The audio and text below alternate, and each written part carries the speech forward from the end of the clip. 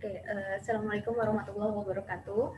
Selamat sore saya ucapkan kepada Bapak Kasmet dari Enaro Tali dan Bapak Kasmet dari Somlaki, serta kepada rekan-rekan semuanya yang turut hadir dalam presentasi saya kali ini. Saya akan menjelaskan tentang karakteristik dari siklon tropis yang terjadi di daerah barat daya dari Pasifik. Ini papernya keluarnya tahun kemarin, tahun 2019.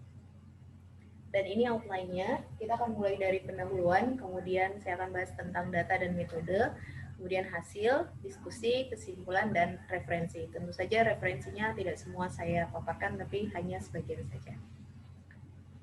Oke, kemudian ini pendahuluan, dimulai dari siklon tropis. Kita tahu bahwa siklon tropis ini banyak sekali menyebabkan kerusakan dan juga korban jiwa. Jadi menurut World Bank itu juga merupakan salah satu bencana yang mengakibatkan kerugian cukup besar. Kemudian di wilayah Pasifik, tepatnya di bagian barat daya, ini yang membentang dari 50 derajat lintang selatan dan 135 derajat bujur timur hingga 120 derajat bujur barat. Kemudian daerah Pasifik di barat daya ini terdiri dari negara-negara dengan pulau-pulau yang kecil. Dan siklon tropis ini merupakan salah satu bencana yang tadi saya sebutkan sebelumnya, menyebabkan kerugian cukup besar secara ekonomi.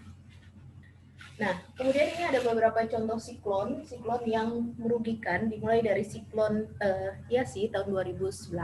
Ini menyebabkan bencana di daerah Queensland, Australia, dengan kerugian lebih dari 15 miliar US dollar. Ini menurut Bank Dunia pada tahun 2011.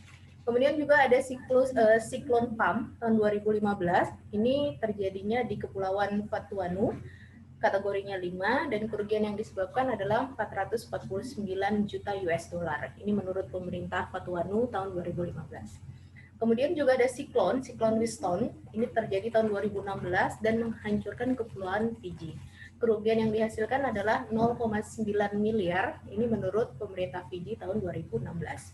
Dan kalau kita lihat berdasarkan proyeksi dari proyeksi iklim intensitas siklon global ini akan terus meningkat seiring dengan terjadinya pemanasan global. Dan ini menurut prediksinya Goldie dan et al. Tahun 2008, kemudian ada Zhao 2009, Murakami dan Sugi 2010, dan yang terakhir Katzman et al. Tahun 2010. Nah, ini daerah-daerah yang telah diteliti oleh rekan-rekan sebelumnya. Jadi di sini terlihat di kotak-kotakan itu menurut penelitian yang mana tahun berapa. Oke, kemudian menurut Chart dan Weiss tahun 2009 ini menggunakan data base track dari Tropical Warming Center dan pada tahun 1970 sampai 2006. Jadi ini untuk meneliti variability siklon tropis interanual di Fiji, di wilayah Samoa, dan di Tonga. Ini di daerah 5 derajat sampai 25 derajat lintang selatan hingga 120 derajat bujur timur hingga 170 derajat bujur barat. Kemudian Chart dan Weiss juga melanjutkan penelitiannya pada tahun 2011. Mereka memperluas penelitiannya yang sebelumnya telah dilakukan dan menganalisa variabel temporal dan spasialnya dari energi siklon yang terakumulasi atau kita sebut kemudian menjadi asik.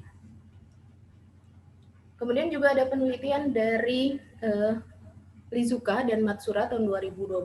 Mereka meneliti tentang frekuensi siklon tropis di wilayah timur laut dari Pasifik Barat Daya meningkat selama El Nino dan berkurang selama fase La Nina. Dan variabilitas interanual dari South Pacific Convergence Zone sangat terkait dengan ENSO dan berpengaruh signifikan terhadap pertumbuhan siklon tropis di Pasifik Selatan. Oke, dan ini adalah data dan metodenya. Kita mulai dari data siklon tropis, base track. Kemudian ada distribusi geografis dari siklon tropisnya, kemudian ada jumlah siklon tropis, kemudian intensitas siklon tropis tersebut, kemudian jumlah hari dari siklon tropis, kemudian ada AC, kemudian ada PDI, dan ada dataset SST, dan yang terakhir adalah tren dan analisisnya.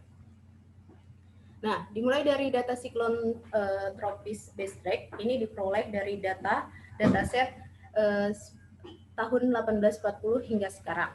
Dan ini semuanya ada di wilayah barat daya Pasifik. Kemudian ada juga dari musim siklon tropis di daerah barat daya Pasifik yang umumnya terjadi bulan Oktober hingga bulan April. Nah, kemudian ada distribusi geografis dari siklon tropis atau TC.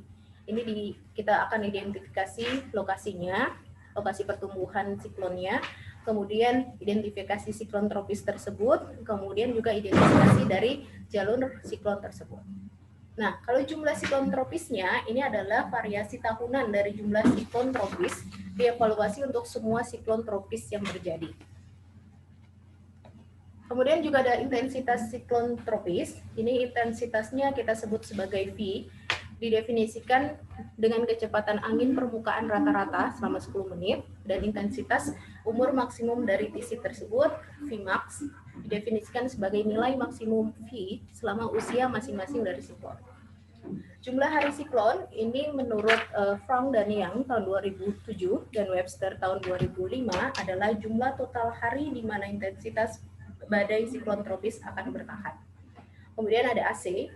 AC ini adalah accumulated cyclone energy, itu berbanding lurus dengan energi kinetik dari siklon tropisnya.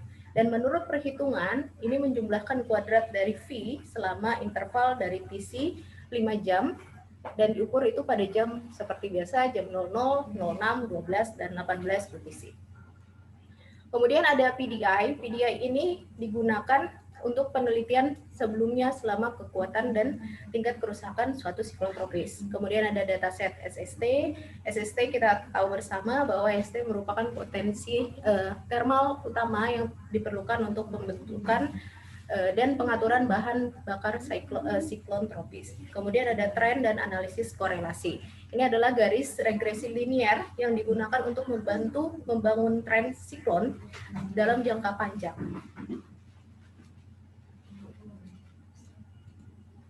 Oke, dan ini adalah hasilnya. Bisa kita lihat di sini. Ini warna-warnanya dari hasil yang dilakukan pada tahun-tahun, bisa dilihat dari keterangan tahun 1970 sampai 1979, kemudian 1980 sampai 1989, 1990 sampai 99, dan sebagainya. Kemudian ini juga, ini bisa kita lihat dari distribusi geografis pertumbuhan tropical cyclone-nya pada gambar A. Kemudian pada gambar B ini adalah intensitas lokasi, intensitas tropical cyclone, terus maksimumnya, dan yang C yang bawah itu adalah jumlah dan presentasinya. Nah, kita mulai dari distribusi dan geografi siklon tropis. Ini lokasi awalnya kita bisa lihat bahwa di wilayah Pasifik Barat Daya sebagian berasal dari subwilayah N, NW, dan W. Kemudian tren jumlah tropical cyclone-nya, jadi dari 479 cyclone yang terjadi di wilayah kajian yang tadi sebelumnya kita sudah bahas, dari periode 1970 sampai 2017 terdapat 94 atau 19,6% mencapai tingkat siklon tropis lebih kuat, dan 385 atau 80,4% merupakan siklon tropis yang lebih rendah. Kemudian ada tren intensitas TC. TC ini menjadi lebih kuat seiring berjalannya dengan waktu dengan peningkatan sebesar 0,778 knot per tahun. Kemudian ada jumlah hari TC. Jumlah harinya ini rata-rata adalah 42,8 siklon per tahun. Kemudian ada tren AC. AC-nya ini dari tahun-tahun ini tidak terlihat perubahannya selama masa penelitian, namun memiliki variasi tahunan dengan variabilitas yang cukup kecil. Kemudian ada tren PDI. Tren dari time series PDI menunjukkan variabilitas tahunan yang tinggi. Kemudian ada tren SST. Nah, jadi dari time series jangka panjang menunjukkan bahwa SST meningkat stabil dimulai dari tahun 1970. Nah, kemudian ini diskusinya, jadi di wilayah Pasifik Barat Daya umumnya dikenal sebagai wilayah pertumbuhan siklon, di mana energinya berasal dari daerah ekuator. Kemudian di belahan bumi bagian selatan, komponen meridional dari gerakan siklon tropis tersebut umumnya di arah selatan, dan dari penelitian terbukti bahwa beberapa siklon tropis memasuki garis lintang tengah selama masa penelitian dengan bergerak masuk lebih jauh ke arah selatan dengan beberapa melampaui lintang 50 derajat lintang selatan. Kemudian di wilayah Pasifik Barat Daya diidentifikasikan sebagai lokasi pertumbuhan siklon tropis yang paling sering terjadi, itu di sekitar Vanuatu, Teluk Carpentaria, dan Australia Timur. Kemudian menurut Diamond et al. Tahun 2013 menyebutkan area sekitar Vanuatu sebagai area pertumbuhan siklon tropis utama untuk wilayah Pasifik bagian Barat Daya. Dalam studi yang dilakukan oleh Besser dan Zheng tahun 1995 dan juga Webster tahun 2005 serta Kloostov tahun 2010 dan Ramsey tahun 2014 juga menunjukkan wilayah Vanuatu sebagai area kajian. Dan yang terakhir adalah Dare dan Davidson tahun 2004 menyebutkan bahwa Teluk Carpentaria dan pantai timur Australia sebagai 2 atau 3 lokasi pertumbuhan siklon tropis yang paling sering terjadi untuk wilayah Australia. Dan kesimpulannya bisa kita lihat di sini bahwa untuk musim siklon tropis di Pasifik Barat Daya umumnya terjadi tadi seperti yang kita sudah bahas bersama bahwa dari bulan Oktober hingga April. Kemudian untuk subwilayah W, NW, N, dan C itu terdapat di barat daerah Fiji dengan resiko dan kerentanan populasi sangat tinggi di seluruh wilayah ini. Kemudian juga posisi lintang, lokasi pertumbuhan siklon tropis dan VMAX hampir tidak berubah selama periode penelitian dari tahun 1970 sampai 2017.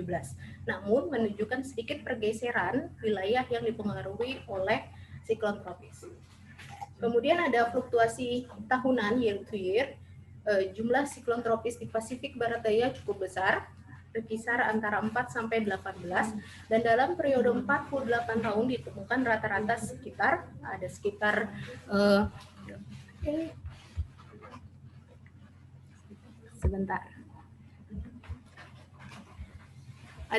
10 siklon tropis.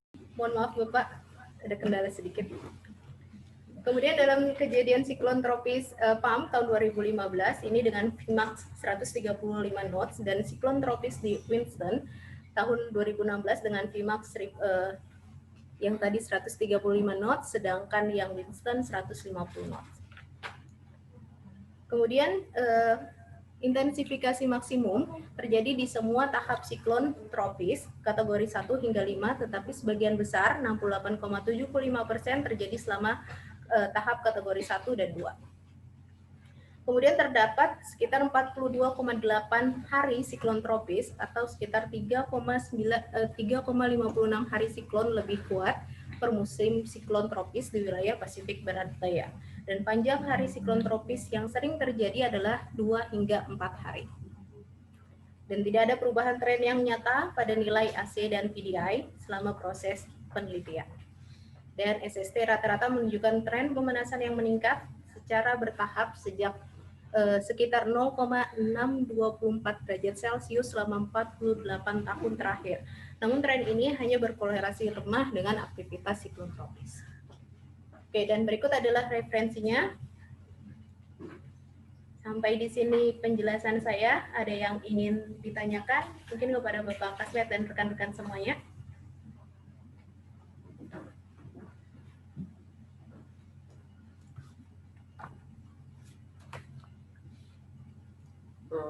Baik, terima kasih Mbak atas kesempatan yang diberikan. Saya ingin menanyakan satu hal yang masih saya kurang pahami. Apa yang dimaksud dengan jumlah hari siklon tropis? Apakah itu ketika siklon tropisnya aktif saja atau ketika dia dinyatakan lahir sampai dia luruh, atau dari dia masih lemah sampai dia benar-benar luruh? Itu terima kasih. Gimana ya penjelasannya? Mohon penjelasannya. Terima kasih. Ya, terima kasih kepada Bapak Sterli atas pertanyaannya yang cukup menarik. Jadi yang dimaksud dengan jumlah hari siklon tropis. Jadi seperti yang dijelaskan sebelumnya, mungkin kita balik sedikit ya.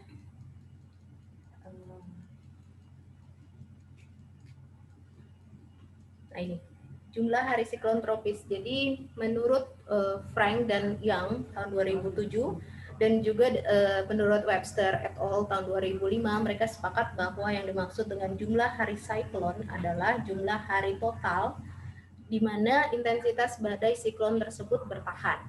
Seperti itu. Demikian penjelasannya Pak Sterling. Oh ya, baik. Terima kasih. Terima kasih Pak Sterling. Ada lagi yang ingin ditanyakan kepada rekan-rekan dan Bapak Kasmet?